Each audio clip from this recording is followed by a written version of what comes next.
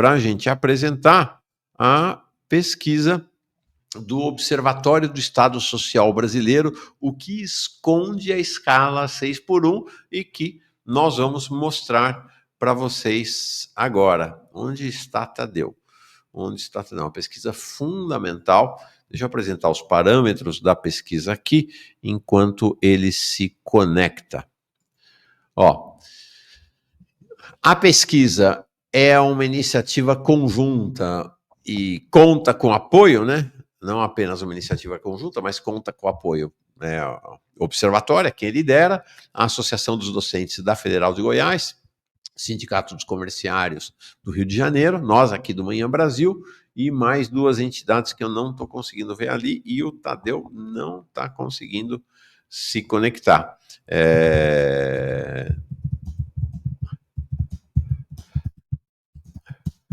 Ele está dizendo que está no ar, deixa eu tentar aqui. Tadeu, não está não. Precisa arrumar um jeito aí, talvez se reconectar. Não está conectando. Tá?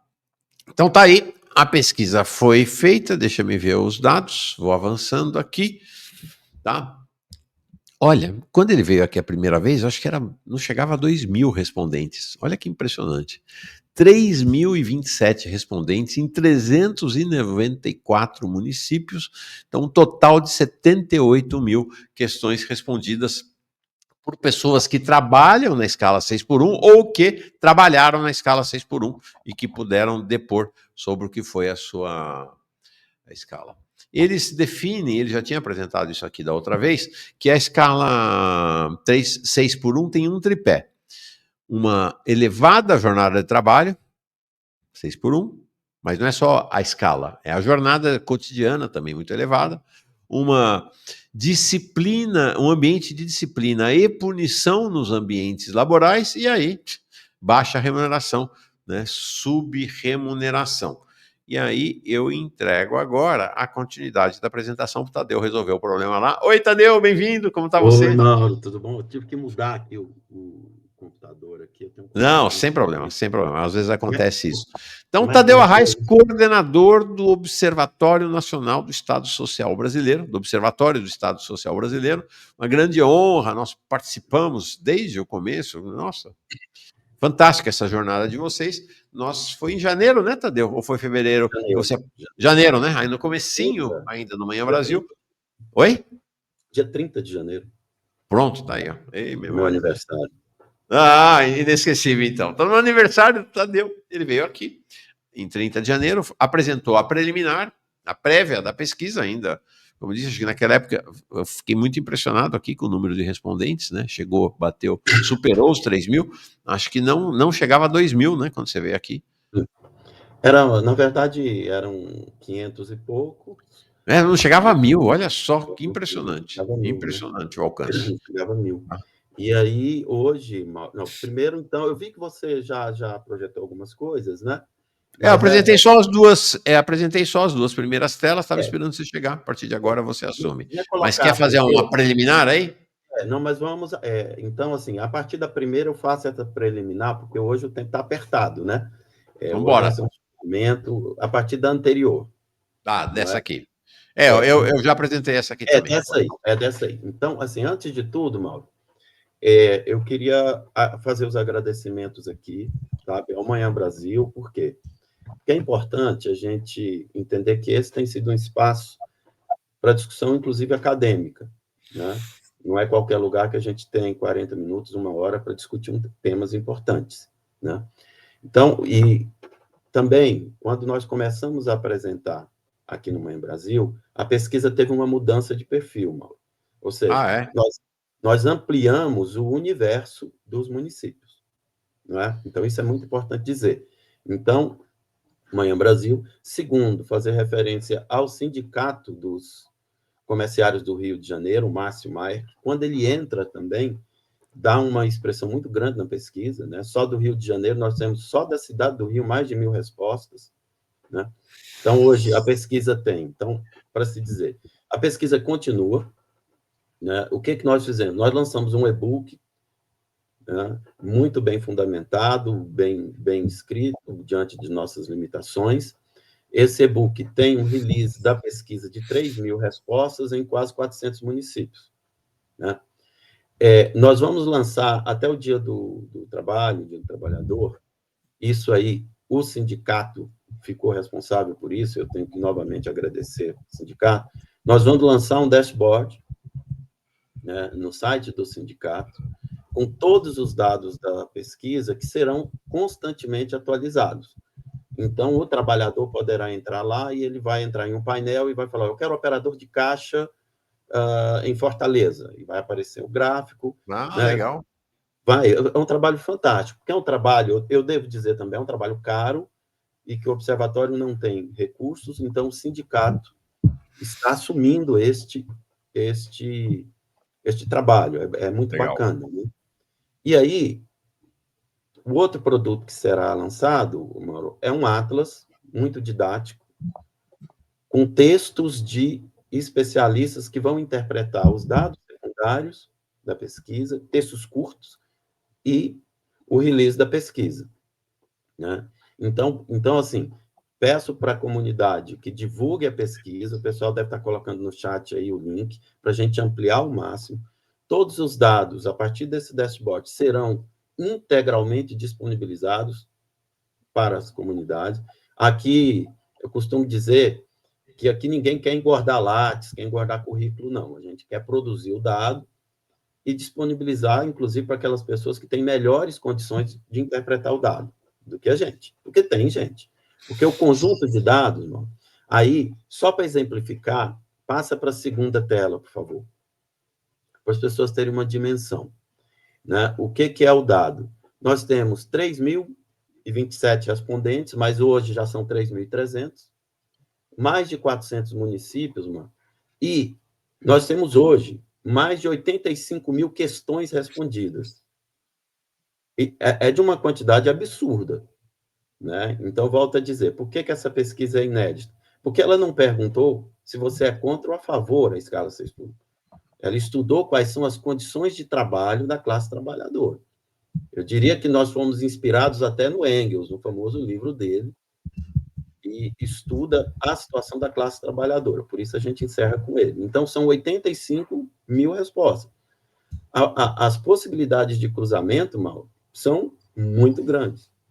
Né? Então, é isso que eu vou apresentar aqui, um pouquinho delas, no sentido da gente poder criar argumentos para combater o discurso daqueles que são contra a redução da escala 6x1. Porque não adianta, se a pesquisa não gera argumento político, não precisa de pesquisa. Né? Então, é esse o nosso espírito. Né? Então, se quiser continuar, fique à vontade. Então, ó, eu coloquei já no chat. Eu vou ver aqui com o Max. Acho que eu não tenho aqui. Oi? É o Maxwell.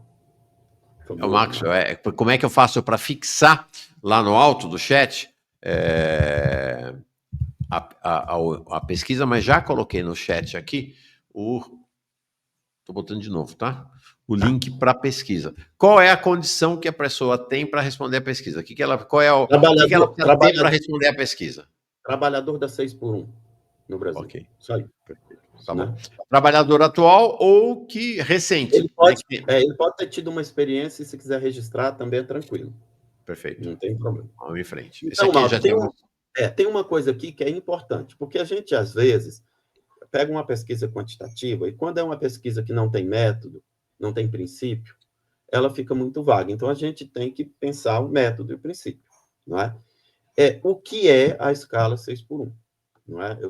Eu vi uma opinião sua, uma brincadeira sua, dizendo que você, como o Max, e como eu também posso, a gente trabalha 7x1, 7x7. Uhum. Não há problema. 7x0. 7x0. O nosso argumento, do ponto de vista global, e que conduziu a pesquisa, é que o problema da escala 6x1 não é a jornada de trabalho apenas. Ele é um combo, é como uma porcaria de um Big Mac, que vem o sanduíche, vem a batata e a coca. Ele estraga a sua vida. Então, veja bem, a 6x1, ela é caracterizada por uma jornada de trabalho elevada.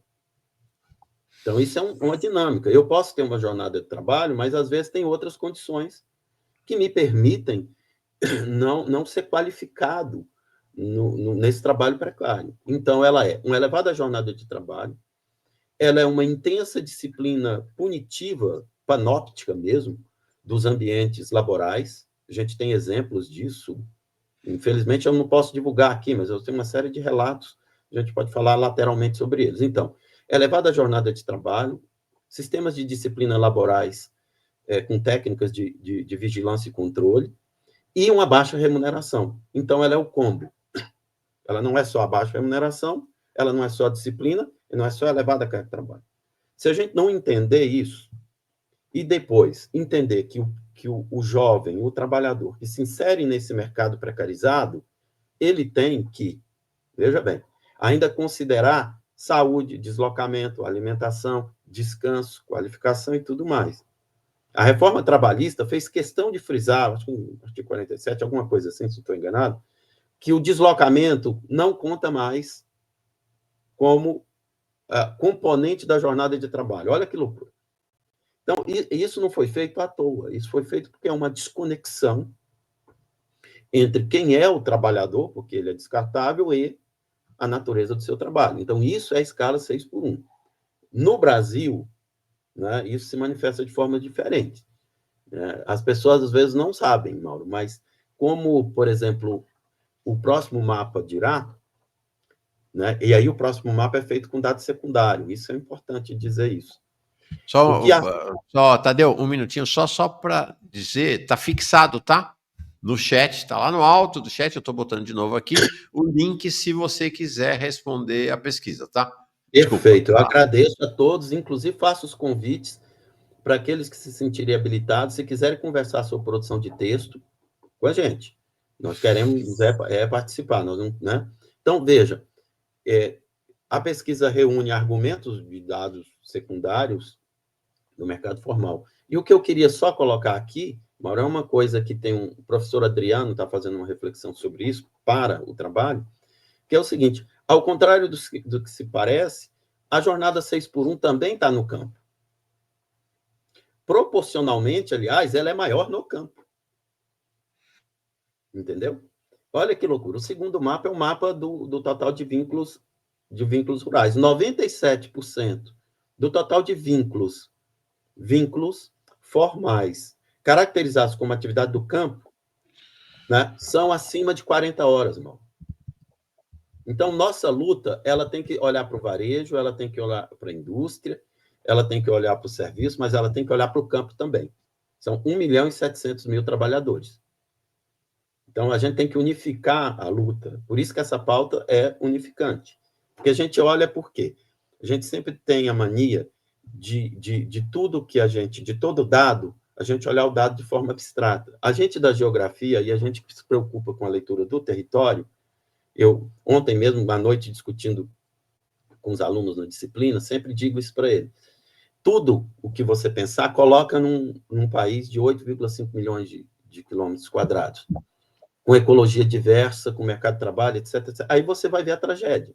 E aí é o campo. Então, são as zonas do Pernambuco de vocês, aí do Jones, as zonas de fruticultura, são as áreas de intensa produção, são as áreas dos canaviais, são os trabalhadores volantes, são tratoristas, entendeu? Os trabalhadores da pecuária, porque a pecuária se configura como uma das atividades mais importantes desse país, mais disseminadas nos municípios brasileiros.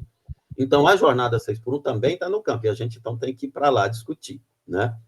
Então, rapidamente é isso. Tudo isso estará nessa reflexão do próprio Atlas, tá? Entrando na pesquisa, portanto, que é o próximo. Podemos entrar? Podemos, vamos para frente. Sem medo. Então, entrando na pesquisa, agradecer aí o pessoal do Observatório que eles fizeram aí uma excelente diagramação, que também estará disponível no site do Observatório, Mauro, e vocês também podem disponibilizar no site, que é tudo público. Começar pelo final, Mauro, porque quando a gente pensa uma pesquisa, do ponto de vista metodológico, a gente pensa, pelo menos eu gosto, do final para o início. Né? Então, o final é o seguinte, qual é o percentual de respondentes que acreditam que terão progressão na carreira a partir da sua atual função no 6x1. Ok? 69% não acreditam. O que a pesquisa diz é que 69% dos garotos, independente da idade, principalmente jovens até 24 anos, dizem: eu não tenho esperança nenhuma na minha atual função. 69%. Isso ainda complica quando eu fragmento os dados. Quando eu pego, por exemplo, funções. Operadoras de caixa, 80% não acreditam que terão nenhuma expectativa de progresso material, funcional ali no varejo. Os jovens aqui sabem disso. Não tem expectativa. Aquele velho sonho que você participou dele, que eu participei, que nós somos mais velhos, né? Nós somos quase da mesma geração, né? Eu tenho 52, mas o nosso velho... Você é muito mais jovem, você é da geração seguinte, para com isso. Eu sou de 52, mas eu participei muito cedo do sonho da democracia fordista, mano. Claro. Do sonho da progressão do trabalho, entendeu? Então, esse jovem não tem isso. O tempo em que os pais acreditavam que os filhos teriam uma vida melhor do que a que eles tiveram. Isso acabou. Mesmo em trabalhos precários. Uhum. Mesmo em trabalhos precários, né? Eu costumo brincar com os alunos que não fosse a reforma do Temer, eu poderia estar aposentado, que eu assinei minha carteira de trabalho antes da Constituição de 88. Então, portanto, naquela jornada antiga, aos 14 anos de idade. Hoje, esse jovem não tem esperança nenhuma. Então, existe um problema crônico, que é do modelo neoliberal, em relação ao trabalho. Né? Essa é a maior característica do neoliberalismo. O neoliberalismo tem duas características, vou discutir aqui. Mas, enfim, então eu tenho, Maura, essa juventude não tem alegria. E aí, operador de caixas, operador de telemarketing, estoquista, atendente, acima de 70%, Mauro. Né? Todos. O que eu estou a dizer? Nenhum deles levará para casa a esperança para discutir com os filhos e falar, olha, a partir do trabalho nós teremos algum progresso em nossa vida. Isso é muito triste. Uhum. Entendeu? O que nós estamos plantando aqui, eu não preciso dizer o que nós estamos plantando aqui. A literatura já apontou. Nós estamos plantando aqui uma desesperança tal que alimenta a austeridade e que, por lado, e que por seu turno, alimenta saídas à extrema-direita. O que nós estamos fazendo aqui é chocando o ovo da serpente, para lembrar um filme conhecido. Olha como é importante, né? O Mindcast fala sei bem como é essa vida. O Márcio Alves da Silva, eu sou programador, tenho 42 anos, mais de 10 anos de carreira e eu não tenho nenhuma ilusão de progressão de carreira. Para isso eu tenho que me desligar do emprego atual e ir para outro, se é que vai conseguir no outro. Né? Perfeito. Gabriel Silva, eu como professor deixei de acreditar em promoção desde que comecei a ser chamado na salinha do diretor por criticar as formações e estrutura escolar. Só ganha cargo quem bate palma para tudo. Essa é uma questão também, né? Quem faz reivindicação, quem tromba. Mauro, um dia... Como dizia a música do Chico Buarque, né? Vence na vida quem diz sim, quem diz não. Mauro, essa questão que o último colega colocou, um dia aí eu queria discutir um outro dia, que é a questão do professor e a importância do professor Boa. no Brasil em relação ao salário nas pequenas cidades, nas grandes cidades. Tá? A gente tem estudos sobre isso e isso apresenta uma visão um pouco distinta sobre o significado da docência e por que a docência está sendo erodida. Uma outra hora a gente pensa nisso. Teremos um encontro com o Tadeu Arraes, então, sobre a condição do professor no Brasil. Não perca, vamos marcar ainda para abril. Né? Mas aí vamos caminhando aqui, Bora. porque é o 6x1, porque o professor também é 6x1, né? Sim. Aí, olha, do ponto de vista... não dá outra. Serviços gerais, lá no Rio, nós temos 1.000 respostas, 1.100 respostas, em torno de 80% está aí nos serviços. É assustador. Por isso, o sindicato no Rio de Janeiro tem um papel fundamental. Eu estou impressionado com essa história de discutir o sindicato, que eu vejo que tem alguns sindicatos que são extremamente atuantes, sabe, Mauro? Ele vai na empresa, ele constrói mecanismos de ajuda. Eu estou gostando dessa experiência. né? Então, 90% de serviços gerais, drogarias 82%, similares, que são basicamente atendentes e operadores de O que caixa. são serviços gerais? E aí nós dividimos, nesse caso, em serviços gerais domiciliares e prediais, né? Então, é o porteiro... Porteiro, zelador, trabalhadora doméstica, é isso? Então, 90%. E assim, isso é muito triste, né? Isso é muito triste porque isso tem, como nós veremos depois, um corte de raça, um corte de idade, né? Então, se a gente tem que perguntar, olhar para as pessoas, para que você está feliz com o que você faz, né? Então, você pega o Max, que eu tenho certeza que o Max trabalha 7 por 7, 24 horas, pelo tanto que todo mundo fala nele. Mas se eu encontrar com o Max na rua, não conheço, falar, você está feliz? Ele me dirá, eu estou feliz no meu trabalho, eu tenho uma função, eu me realizo. Porque na nossa sociedade, o trabalho, não é? O trabalho foi constituído muito além de uma atividade laboral, né? Ele foi constituído como campo de sociabilidade, em todas as sociedades.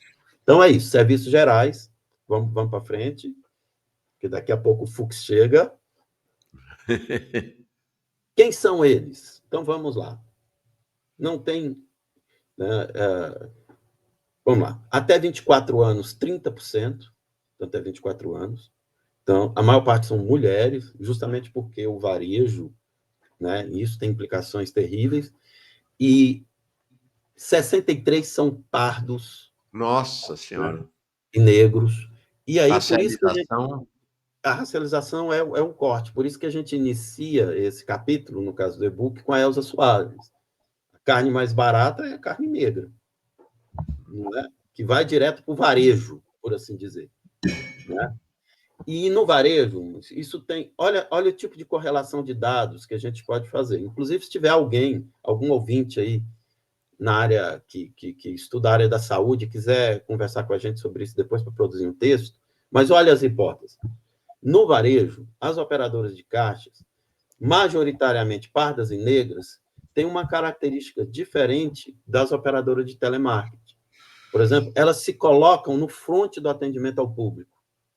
No fronte. Então, quando faltam, por exemplo, a gente tem esses relatos, quando faltam metade dos funcionários em um dia dos operadores de caixa e as filas são pressionadas, o que acontece? O racismo se expressa ali na fila. É muito interessante isso, né? Os racismos diante de clientes, porque o contato é direto, é diferente da operadora de telemarketing. Então, a complexidade dessas funções a gente, às vezes, não observa. Então, negros e jovens. Isso é muito, muito interessante. Se eu fizer o corte, que eu não apresentei aqui, mal, sobre quem estuda e quem não estuda, nós vamos começar a perceber qual é o futuro disso tudo. Mas vamos para frente, então. Vamos embora. Aqui, estuda e não estuda. Esse dado, eu já conversei com um amigo Chocante, cara. professor Weber Tavares, do IFG, um estudioso de política pública. Eu vou passar os dados, já passei para ele interpretar. Por quê? Vamos lá. Dos 32% que estuda, né? Que estuda, 72% estuda à noite, Mauro. 72% estuda à noite. Entendeu? Dos 68 que não estuda, 18% são jovens. Tá 24 anos. Então, veja, o dado demonstra aquilo que eu convivo, porque eu sou professor do ensino noturno. Ok? Então, ele confirma. Esse dado é um convite à evasão escolar, é um tapa na cara no nosso sistema público de inclusão. Né? Há um livro, que eu acho que um dos livros mais bonitos que eu já li na minha vida, de uma pessoa que eu acho que assim, eu gosto de falar em geração, porque a gente tem que aprender a olhar para trás e ver o que determinados intelectuais produziram, que é um livro do Arroio, do Miguel Arroio.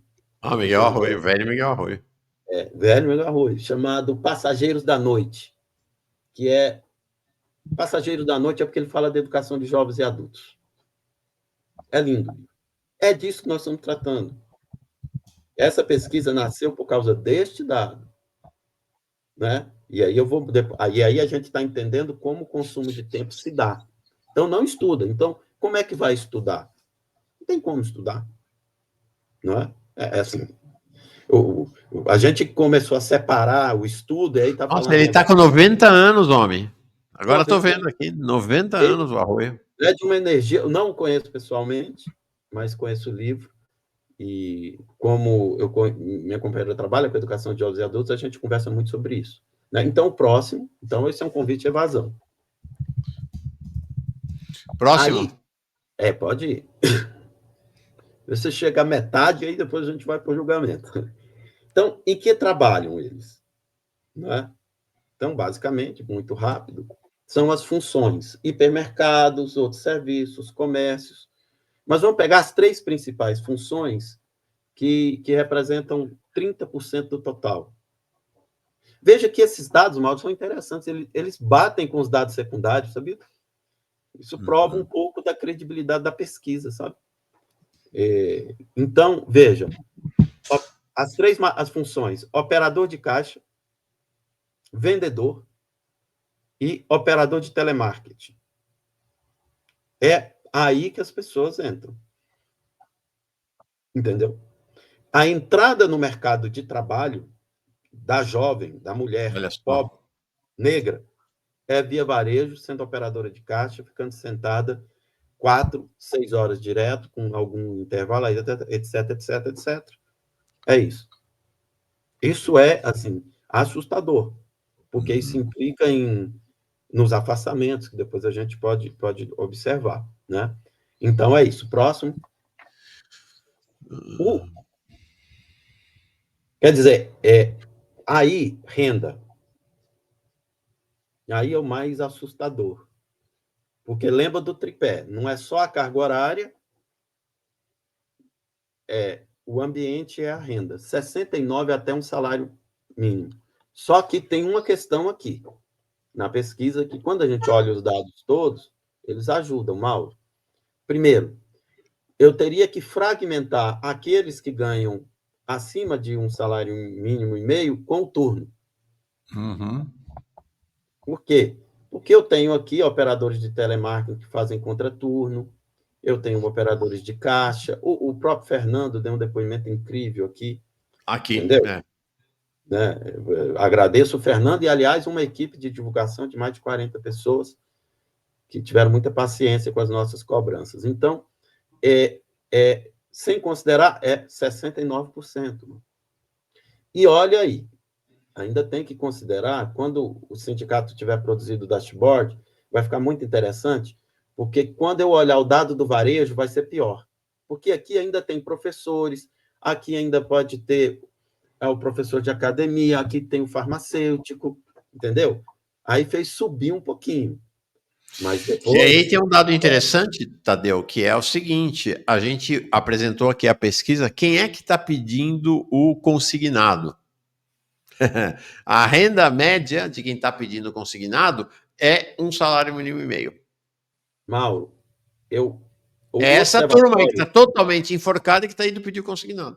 ela é toda. O observatório, no canal Porque o Estado Importa, há 2 anos, nós produzimos uma animação chamada O Governo do Homem Endividado, né, que é baseado numa literatura muito clássica, que é a literatura italiana. Aliás, você tem trazido italianos aqui, né, direto. Sim. Porque me parece que não sou especialista, mas que na tradição teórica, eles ainda acreditam que o trabalho importa, né? Uhum. Porque tem muita gente que acredita que não importa. Então, quando vocês começaram com esse endividamento, vamos lembrar que isso começou, inclusive depois no governo Bolsonaro, com Bolsa Família, o Observatório também reclamou muito. Isso tem me deixado angustiado. Assim, por quê? Porque eu conheço um pouco o sistema. Não só porque eu trabalhei em banco há algum tempo, mas eu conheço esse sistema. E, por outra lógica, o FGTS tem um histórico de formação de poupança, que inclusive é um histórico para financiamento. Uhum. Então, assim, eu estou dizendo infraestrutura, financiamento habitacional, estou dizendo do ponto de vista histórico. E o que está acontecendo é que nós estamos produzindo um governo de endividados. E isso é uma forma de governar, né? Então, o DNA do neoliberalismo está na clivagem do mercado financeiro, no protagonismo do mercado financeiro. E na substituição da cidadania, fazer referência ao velho Milton Santos, pelo consumo, né? Mas vamos seguir. Outro dia, claro. Esse livro, O Governo do Homem Endividado, se alguém quiser, eu tenho ele em PDF, eu passo para todo mundo depois. Legal. É um livro fantástico. Vamos, o próximo. Aí, os setores, né, que ganham menos, serviço doméstico, call center, operador de caixa, né, percentual, já está aí. Pode passar para o próximo, a gente corre um pouquinho. Como se locomovem? Esse aqui esses 4 exemplos que a seguir, para mim, é o núcleo da pesquisa, que eu acho. Eu sempre gostei disso, como alguém que estuda cidades, professor de geografia urbana e tal. Então, vamos lá. 62% é de transporte público. Então, esse é o primeiro dado. Ok? Depois, 605 respondentes, Mauro, 20% moram em outro município. Olha, isso faz par com algumas pesquisas do IBGE. Né? O que isso significa? O que o ouvinte, o leitor tem que observar? Quando eu falo que 20% mora em outro município, eu estou falando num raio de deslocamento muito grande. E eu estou falando num gasto de tempo muito grande. Sim. Isso influencia no humor da pessoa, na forma do trabalho. Volto a dizer, os 3 pilares da escala 6x1. O professor Tadeu pode fazer um discurso bonito, dizendo que também trabalha 7x7, sei lá, mas a pergunta é como o professor Tadeu chega ao trabalho? Como ele se alimenta? Ele passa na padaria, ele acorda bem, ele não vai de transporte coletivo, ele não gasta 1h30. Entendeu? Então, a lógica é outra, né? Agora, vamos continuar com esse dado, por favor. Vamos. Esse aqui é um dado ótimo. Vou pedir, inclusive, para minha querida professora Arlete Moisés, da Unicamp, ver se ela consegue interpretar e dar uma luz. Uhum. Acima de 20 km, 26% declararam, 26%, que se deslocam acima de 26 km na ida. Né? Na ida. Isso, no geral. 55%, quando você faz o corte de quem trabalha em outro município, se desloca acima de 20 km. Só na ida. Na ida. Né? Para vocês terem uma ideia, isso eu moro no centro de Goiânia, eu vou para o campus e volto, e ainda vou uma rebarba, não dá 20 km. Você está em Brasília, o que nós estamos falando aqui nesse 55, Mal? De quem trabalha no plano piloto e mora em Águas Lindas. Mora em Formosa. Mora no Rio e São João do Meriti. Então, 55%. Agora, esse dado ainda não assusta tanto. Vamos para o próximo, por favor. Aí, esse é um croquis. Né? Esse é um croquis. Que é a grande noção de tempo. O tempo, eu ainda acho, Mauro, que o tempo é a grande categoria que explica o mundo. O tempo. Né? Inclusive individualmente. Né? A gente observa como o tempo, né? O tempo passa. A grande clivagem na Revolução Industrial foi uma clivagem de mudança da noção de tempo, de experiência de tempo. Então, vamos pensar o seguinte. O trabalhador não dá conta de inventar tempo. O dia tem 24 horas. Não é? Tenha Supremo ou não, tenha Bolsonaro ou não, Lula ou não, neoliberalismo ou não, o dia tem só 24 horas. Perfeito. Dentre as atividades que nós fomos acostumados, assim, deslocamento, trabalho, estudo. O que o trabalhador faz? Qual é a engenharia dele? Né? E tem um conjunto de atividades que são tão necessárias para a reprodução da vida dele que ele não pode abdicar dessa atividade, irmão. O Maxwell, imagina, vou voltar ao Maxwell aqui, eu nem sei se ele existe hoje em dia, vamos imaginar que o Maxwell diga, hoje eu não vou trabalhar. Vocês têm uma equipe e ele vai para Boa Viagem, sei lá. Né? O ponto dele não vai ser cortado, etc, etc. Ele, né? Ou um professor, no meu caso. O trabalhador que está reproduzindo sua vida diretamente a partir dessas funções, ele não tem essa opção. Então, o gasto com o tempo do trabalho, da jornada dele, é fixo. E aí, o que ele faz? Ele tem que escolher. Ele tem que reduzir tempo de estudo, repouso, alimentação, lazer não se fala, tá? Porque não existe lazer. E aí, o que nós fizemos? Como nós nos interessamos sobre o deslocamento e o estudo, o tempo e a quilometragem, nós conseguimos construir croquis do uso do tempo do trabalhador. Ok? Então, o que acontece?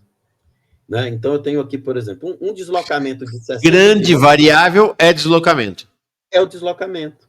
Quer dizer, grande não, a única variável é o deslocamento. A única variável. Por quê? Vamos lá. Ele mora em Nova Iguaçu. Nossa, Nova Iguaçu, Mauro, nós teremos um trabalho de um perfil metropolitano incrível, porque as regiões metropolitanas estão tendo muitas respostas. Então, vamos lá, Nova Iguaçu. Aliás, agradecer o presidente do sindicato de Nova Iguaçu, que ajudou muito. Então, pensa, Nova Iguaçu. Se você imaginar o nível de deslocamento da pessoa, tá? Então, eu tenho 40 quilômetros, eu tenho 60 quilômetros. Então, vamos pegar o caso de Brasília. Você mora em Planaltina ou Águas Lindas ou Santo Antônio. Então, você tem um deslocamento de ida de 40 a 45 quilômetros. Se você estuda na UNB e deu sorte de pegar um curso noturno em que o proletariado está lá trabalhando, proletariado de serviço, você vai gastar mais 7, 8 quilômetros. E depois você tem que voltar. Mauro, você pode, em um dia, percorrer até 130, 140 quilômetros. Entendeu? Então, o que ele faz? Por dia. Não é num dia, é por dia, né? É por dia. É por dia. Entendeu? Então, eu tenho alunos, e eu estava conversando com o pessoal do jornal da UFG, na hora, uma aluna que deve estar, não sei se está nos ouvindo, passa um áudio e fala, hoje não dá para ir para a aula à noite. Então, eu saio de Aparecida, eu vou lá para o extremo trabalhar no varejo, e aí o campus, né, as universidades geralmente são distantes. Isso dá um estudo para o Daniel Cidade interpretar. Por quê, Mauro? Porque os campos geralmente são distantes, não é? O Fundão é distante, a UFG geralmente ela fica na zona geométrica periférica, então isso dificulta, inclusive, para os alunos irem. Né? Então, isso é mais um aspecto da evasão. Eles chegam atrasados, não é porque querem, volto a dizer. Se você, então, portanto, não tem assistência estudantil, você não consegue fazer esse aluno se manter. Então, ele desiste. Ou desiste ou vai ter aula num curso EAD ou numa universidade privada de pouca qualidade, que você paga 180, 100 reais para fazer uma licenciatura. Então, assim, então, o dado revela muito mais que o trabalho. Então, não podendo inventar tempo, ele retira do repouso, dorme mal, ele retira dos estudos e da alimentação. Quando se é jovem, isso pode até parecer bacana. Mas isso cobra um preço, né? Entendeu? Então, vamos passar. Estamos quase chegando aqui. Então, por exemplo, as distâncias, eu coloquei as distâncias médias, né? Rio São João do Meriti, 150 km. Salvador, Mata de São João, 61. Brasília, Águas Lindas, 52. São Paulo, Guarulhos. Fortaleza, Calcaia. Eu estou falando de cada cidade dessa, porque nós temos um modelo de cidade, né?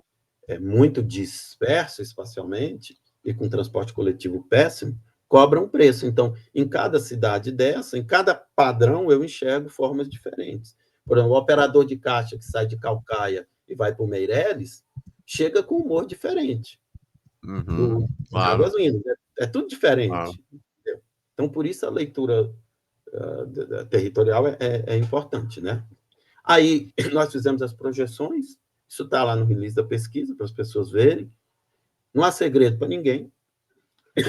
é o sofrimento intenso, não é? Então pode... Eu não vou Bom, discutir só um detalhes, segundo, deixa eu só ler alguns comentários aqui e a gente tá continua ótimo. já. Aí você toma água, inclusive. Uhum. É... Olha, estamos chegando nos 25 anos de idade, exaustos e sem perspectiva nenhuma de aposentadoria, diz o Blastoise. Depois, imagino 180 quilômetros de transporte público, nem dormir dá. É verdade, né? Essa é a situação dos trabalhadores. Olha aqui, ó. E a Carolina diz: eu aqui em Brasília, de carro, chego a percorrer 180 quilômetros por dia. Então, né, quem tem carro ainda se vira minimamente, se imagina fazer isso de transporte público, não tem alternativa. E aí, o Herman Viana diz assim: ainda sobre professores, então, ó, nós vamos ter um próximo encontro que já vi que hoje não vai dar para acabar de apresentar a pesquisa. Talvez no próximo encontro seria para encerrar essa pesquisa e trazer a pesquisa dos professores, se deve, Tadeu. Acho que podia ser bem legal. A gente já emenda uma na outra. A irmã Viana diz, ainda sobre professores, dei aula no curso de no curso que patrocina o futebol. Contrataram por PJ, salário baixíssimo, exigência alta e dependendo das aulas que você pega, 6 por 1. É o que você falou aí. Né? Paulo Pinheiro, Mauro, por favor, essa definição. Ah, não, isso eu já tinha lido. Leonardo Lopes, camarada, será que somos parentes, né, Leonardo? Disse Ciro há mais de um ano, Galípolo é mais do mesmo. Aí tá aí, legal. Muito obrigado. E a Rosângela dizendo que desde o início não percam a cultura brasileira também. Legal.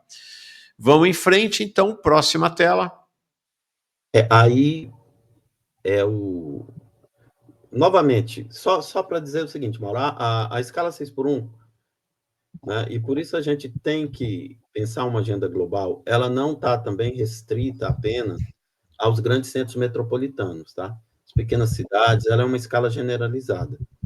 Ao contrário do que o ministro Haddad, fazendo homenagem a ele, disse em uma entrevista, na verdade, ele tratou com muito desdém, né, numa entrevista, falou, não sei muito bem o que debate é esse, né? É claro que não sabem, é típico de quem vai a um mercado na zona sul do Rio, ou qualquer lugar, ou nos bairros elegantes, né, em Higienópolis e tal, é tipo de quem vai no mercado e não olha para a cara do caixa, do operador de caixa, né? Dizer que a gente não conhece esse debate. Então, ele está lá no interior, inclusive, às vezes, de forma mais precária, tá? Seja na indústria de calçado, como lá em Pirá, que um companheiro nosso fará aí um texto sobre Pirá também. Então, ele é um processo generalizado. A gente não pode restringir a luta do varejo ou a luta dos grandes centros metropolitanos. Nós temos aí uma agenda generalizada para não perder o discurso, tá? Pode seguir. Tá. Aí, rapidamente, teve ou não impacto? É claro, uma parte significativa teve impacto na vida pessoal. 75. Quer dizer, passar a trabalhar na jornada 6 por 1 se teve impacto ou não na vida pessoal, é isso? Aqui é se ele trocou o dia de domingo. Ah, tá bom. Pelo domingo que é lindo, novela Missa e Gibi, como diria Chico Buarque de Holanda, é se ele troca ou não. Os 52% é por quê? Porque uma parte dessas funções, realmente, o domingo ele não trabalha, ele trabalha ao sábado, né? E aqui vai um recado, aqui não quando a gente faz uma pesquisa dessa, Mauro, essa pesquisa a gente faz ela com fígado, sabe? Sim. Cada relato que você escuta, que a gente tem, e aí a gente escuta algumas opiniões e não dá para acreditar, né? Não, eu não consigo acreditar, quer dizer, consigo, né? É só uma forma retórica de dizer, na opinião da Erika Hilton sobre, né, que escapa, não é que escapa, né? A falha, né? O ato falho dela sobre a jornada 5x2, né? Eu acho que imaginar que a gente vai estar fazendo um estudo desse, está movimentando sindicatos, o próprio VAT, os trabalhadores, PCBR, UP, para a gente chegar e falar, não, a gente quer ficar do mesmo jeito, muita performance, né? Então, tem políticos que gostam de muita performance. Tadeu, perguntam aqui onde está disponível a pesquisa. Vocês podem pegar no site do Observatório do Estado Social Brasileiro, lá tem o e-book e o release. E fica à vontade de divulgarem no site. Se quiser colocar no site do Manhã Brasil, pode colocar também, não tem problema autoral, não tem nada, tá? E os outros vão. Então, eu acho que vai dar para falar mais uma, Mauro, talvez. Eu acho que dá sim. Acho que dá até para encerrar. Então vamos. Eu vou acho rápido. que dá para encerrar hoje, sim. E aí a gente faz nosso próximo encontro sobre a questão dos professores. Vamos lá. Então, a próxima ela é muito sensível e, mais uma vez, eu repito, eu tenho muito pudor em discutir dados de pesquisa, porque se alguém pode pensar, nossa, você é um especialista em tudo, está falando de tudo. Não sou. Então, eu tenho muito pudor em tratar este dado aqui, especialmente, tá? Então, o que acontece? No último mês, foram 822 atestados de registro, dividido em 3 categorias. Até 3 dias, acima de 3 dias e atestado familiar. Ok? Mauro, isso é um número extremamente preocupante. Tá? Ontem eu conversava com a pessoa do varejo, de uma grande rede daqui de Goiânia, e ela me dizia o seguinte: acabo de chegar de lá, é uma trabalhadora, e hoje só foram 4 fiscais de caixa. Desculpa, operadores de caixa. Né? O resto tudo faltou. O que você está dizendo é que no último mês, nós estamos falando de uma base de 3.000, quantos respondentes? Até agora, 3.027. A base aqui foram 3.000. Nessa base de 3.027, no último mês, 822 atestados e 647 ocorrências de atraso, é isso? É chocante. Se eu for pegar 822 atestados e multiplicar por 2, porque aí tem os dias antes de 15 dias, é por isso, Mauro, que vem uma nova reforma da Previdência aí. Tá? Uhum. Ela não vem uma reforma da Previdência aí só para baixar piso de salário. Não. Essa reforma vem por causa desse dado. Ela vem para dizer o INSS não precisa mais arcar ou ele precisa de arcar com tudo. É simples. Né? O perfil previdenciário nosso é simples. Então, se eu multiplicar 822, né, por 2, eu teria 1.600 dias. E se eu multiplicar por 12, imaginando uma regularidade, eu tenho 20.000 dias de atestado só nesse exemplo. Né? Então, dizer que isso não influencia a produtividade do trabalho ou não, é discutir os atrasos, 647 atrasos. Né? Então, assim, alguém pode dizer, não, esses dados foram inventados, mas esses dados são reafirmados pelas estatísticas oficiais, que é a próxima, por exemplo. Uhum. Perfeito. Acho que nós vamos encerrar na próxima, viu? Vai começar a ficar muito... A gente encerra, e aí depois qualquer coisa a gente vai. Então, a gente encerra aqui porque... Então, nós temos... É o que eles chamam muito de absenteísmo, né? A ausência, né? Então, Mauro, nós temos uma perspectiva de adoecimento dos trabalhadores, especialmente as trabalhadoras, não é? O INSS divulgou os registros de afastamento, todos viram, né?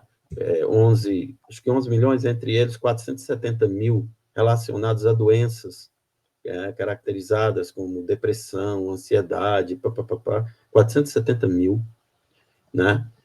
Se a gente tiver acesso, eu inclusive pedi os dados via o portal, aos dados por CID e por setor, porque o governo tem isso, não é? Nós temos dados de tudo quanto é jeito nesse país, eu costumo dizer, né? Temos uma sociedade cadastral, por assim dizer.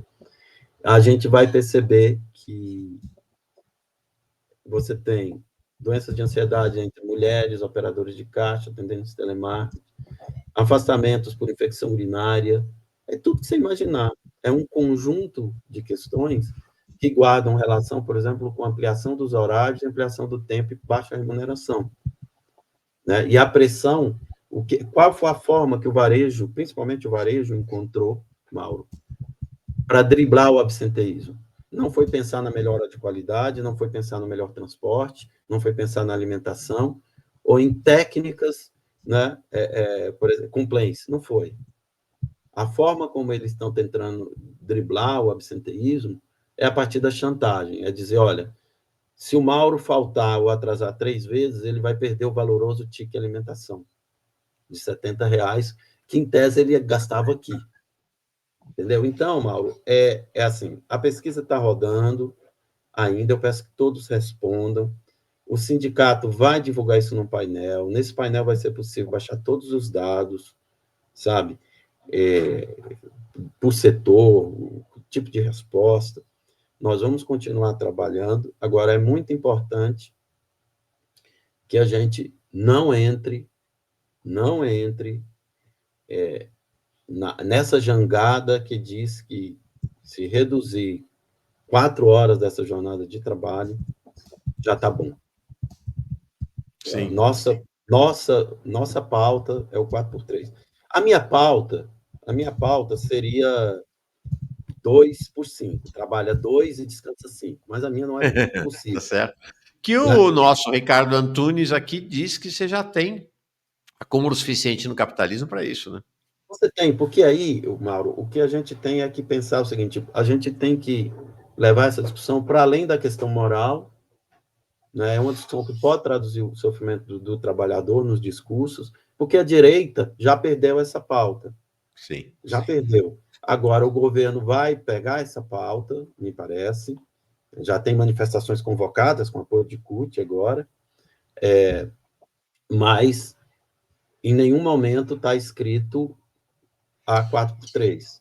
No momento que então, essa redução ela é mixaria. Essa redução, se a gente aceitar isso, Mauro, o que acontece? Nós não viveremos, pelo menos eu e você, para assistir um outro debate sobre redução de carga horária. Perfeito.